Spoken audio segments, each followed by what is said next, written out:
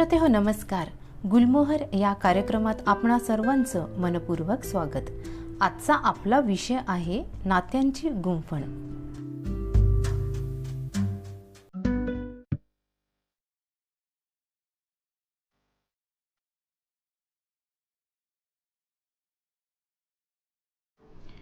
श्रोते हो, समुद्रकिनारी बसल्यावर या अथांग समुद्राला नुसतंच निहाळत बसावं. प्रत्येक लाटांसरशी हा समुद्र आपल्यासोबत वाळू घेऊन येत असतो आणि हा अलगद उचलून तिला किनाऱ्यावर ठेवतो. येताना सवंगड्यांसोबत मौज मस्ती करत एकमेकांवर आदळणाऱ्या खळाळणाऱ्या या लाटा काचेच्या बॉटलमधल्या फेसाळलेल्या पाण्याला मला वाटतं केव्हाच वाकोल्या दाखवून पुढे गेलेल्या असतात. यांना कुणाशी स्पर्धा करायची नाही की कसली घाई नाही. शांतपणे अलगद किनाऱ्यावर हा वाळूला नीट गाळून ठेवतो. ती रवाळ पांढरी शुभ्र वाळू देखील स्वतःला समुद्रापासून दूर करून किनाऱ्यावर आपलं अस्तित्व जपते. तो तिचं अस्तित्व जपायला मदत करतो आणि ही त्याची भव्यता अशीच अबाधित राहावी म्हणून इतरांनी त्याची केलेली स्तुती आणि त्या स्तुतीतून ती शहारते आणि स्फुरते देखील. दोघांनी एकमेकांचं अस्तित्व जपायला पुरेपूर दिलेलं हे स्वातंत्र्यच की. यात कसलीही ओढाताण नाही की चढाओढ नाही. आहे ते फक्त दोघांमधलं निर्मळ नितळ स्वच्छ प्रेम. तर श्रोते हो, अशी ही सुंदर नात्यांची गुंफण.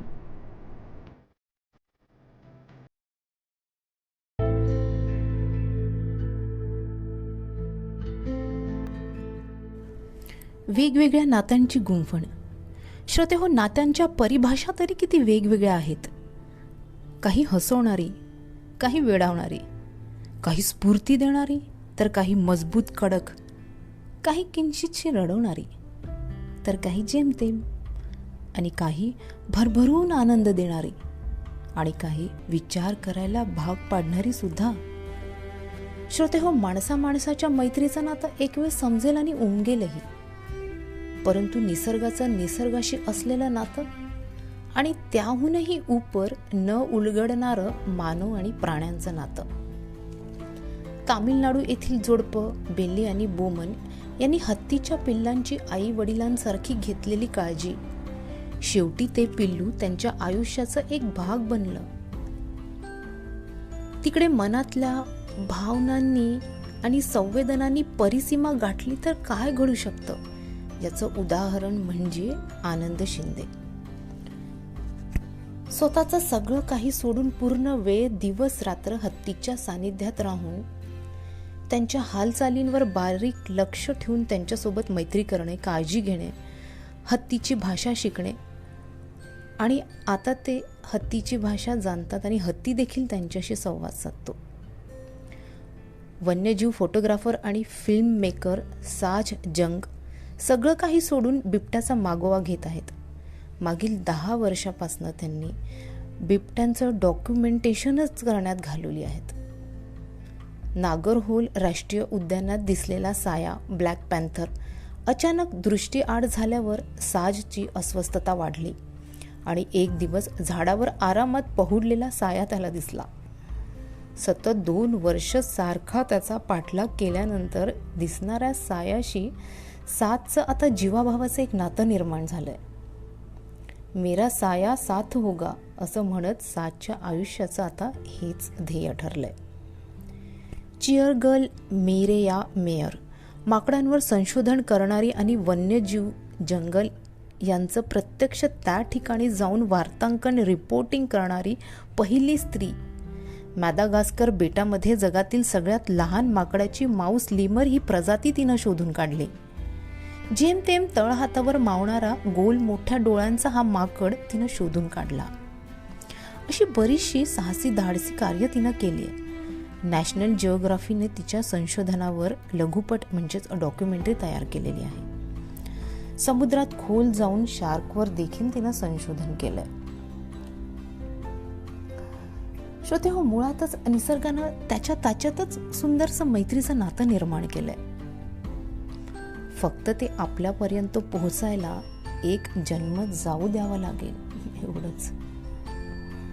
जरा शांतपणे थोडंसं थांबून बघितलं की हे देखील हळूहळू उलगडत जाईल. आता हेच बघा ना, समुद्रकिनारी बसल्यावर अस्ताला जाणारा हा सूर्य बघितला की लक्षात येतं याचा लाल तांबडा प्रकाश संपूर्ण समुद्राला व्यापून टाकतोय.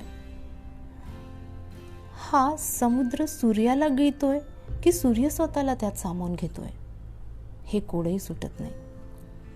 काही सेकंदात घडणाऱ्या या गोष्टी, क्षणार्धात सूर्याचं लुप्त होणं आणि त्या जागेवरून जेव्हा तुम्ही परतता ना, तेव्हा तुम्हाला तुमच्या आयुष्याकडे बघण्याची एक नवी दिशा मिळत असते.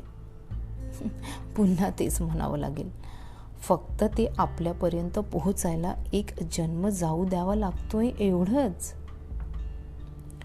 नुसतंच कॅनव्हासवरील एखादं रेखाटलेलं चित्र बघितलं तर लक्षात येतं की स्वतःला मुख्य रंग समजणारा हा लाल रंग पांढऱ्या रंगात मिसळला की तो त्याचा उरतच नाही. गुलाबी या नवीन रूपात तो जन्माला येतो आणि ते त्याचं रूप आणखीनच देखणं होतं.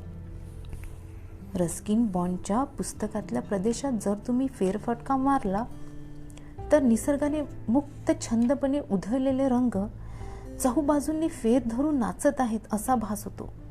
मन सारखं त्या दिशेकडेच धावत सुटतं.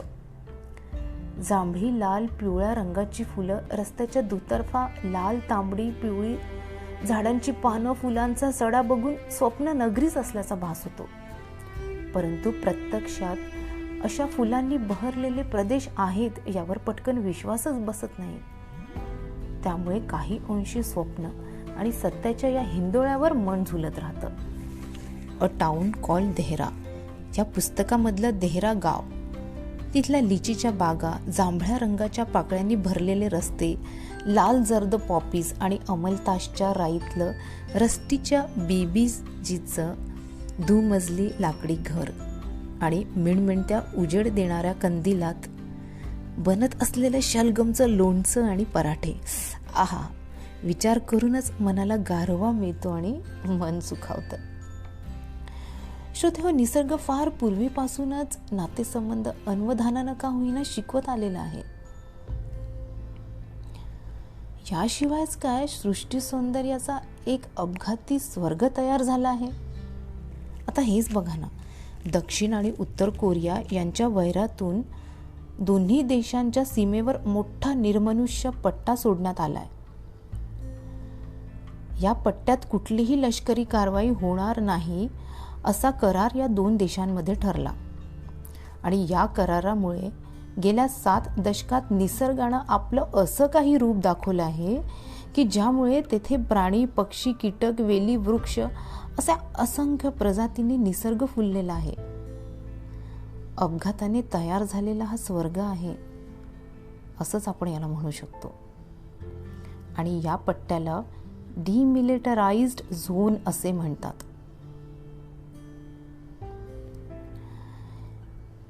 निसर्गाची त्यांच्यातच असलेल्या या मैत्रीची ही एक सुंदर व्याख्या आहे. श्रोते हो, मी निसर्ग भ्रमंती करायला चाललोय, मी जंगल सफारीला जातोय असं जेव्हा आपण म्हणतो, म्हणजे वाघाचं दर्शन हे मला आवश्यकच आहे असा अट्टहास नको. कारण अशी कुठलीही आशा न ठेवता केलेली सफारी महत्वाची ठरते. सफारी या वाक्यातच मी या संपूर्ण परिसराचा आनंदाने स्वीकार करणार आहे असा होतो. जंगल प्रत्येक ऋतूत वेगळं असतं, किंबहुना प्रत्येक दिवसाची सफारीच वेगवेगळी असू शकते. अशा वेळेस कान आणि डोळे तीक्ष्ण ठेवायचे असतात. परंतु तुमच्यापेक्षाही कितीतरी आधीच तुमच्या येण्याची चाहूल वाघापर्यंत पोहोचलेली असते. रस्त्याचा कंप, वाऱ्याची दिशा, हवेतून निर्माण होणाऱ्या लहरी त्याच्यापर्यंत पोहोचलेल्या असतात. त्यामुळे तो आधीच सावध असतो. इसलिए 4 कदम वो हमेशा तुमसे आगे होता है असं म्हणतात. श्रोते, जंगलातला बंदर हा असा प्राणी आहे जो इतरांना सावध करतो. वाघाची माहिती तो हरणाला झाडाची पानं, फुलं, फळं फेकून देत असतो. अशी ही प्राण्यांची आपापसातली मैत्री असते. म्हणून प्राणीशास्त्र अभ्यासक म्हणतात जंगल की सुनिए, आवाज कम रखिए. श्रोतेहो, वनसंरक्षक the elephant whisperer Lawrence Anthony हे जेव्हा गेले तेव्हा त्यांना भेटायला हत्तींचा कळप सलग 12 तास त्यांच्या घरापर्यंत चालत जातो, जिथे त्यांना लॉरेन्स कुठे राहतात हे माहीत देखील नव्हतं. तरी ते त्यांच्या घरासमोर पोहोचून सतत 2 दिवस उभे राहून त्यांना सलामी देतात. याहून वेगळी व्याख्या ती काय असणार नातेसंबंधाची. तर श्रोतेहो, अशी ही नाती काही समजणारी, काही न समजणारी आणि काही विचार करायला भाग पाडणारी सुद्धा आहेत. तर श्रोतेहो, परत एकदा म्हणावंसं वाटतंय, जंगल की सुनिये, आवाज कम रखिये. तर श्रोतेहो, आत्ताच आपण नात्यांची गुंफण हा कार्यक्रम ऐकला. भेटूया अशाच वेगवेगळ्या विषयांसोबत. तर श्रोतेहो, तुम्हाला जर हा कार्यक्रम आवडत असेल तर माझ्या चॅनलला लाईक करा आणि सबस्क्राईब करा. भेटूया लवकरच. तोपर्यंत नमस्कार.